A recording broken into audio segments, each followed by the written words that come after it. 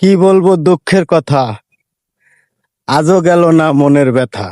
কালকে এই মাঠে এসে বিপদে পড়ে গেছিলাম, আজকে আবার এই মাঠে আসলাম। তো আসলাম যে কথাটা বলার জন্য। মাঠে আসতেছি, তো আমার চাচাতো বোন ক্লাস 5-এ পড়ে। তা আমাকে বলতেছে, ভাইয়া আপনি টেঙা দিতে চাইছিলেন, টেঙা তো দিলেন না। তাই বললাম, তোমার সাথে তো আমার দেখা হয় নাই, কখন তোমার সাথে দেখা হলো আর কখন টেঙা দিতে চাইলাম। বলতেছে, না ভাইয়া আপনি ওই যে ফেসবুকে দেখলাম, আমাকে টেঙা দেন। তাই বললাম, দাদা আমি তো টেঙা সাথে নিয়ে মাঠে আসি নাই। তো টেঙা যদি নিতে হয় তাহলে তোমার বড় মার কাছে যাও, যা বলো টেঙা দিবে। মূলত যে কথাটা বলার জন্য ফোন দিয়ে আসলাম, ফেসবুকে কাজ করি। আসলে এরকমই যারা করেন তারা সবাই জানেন।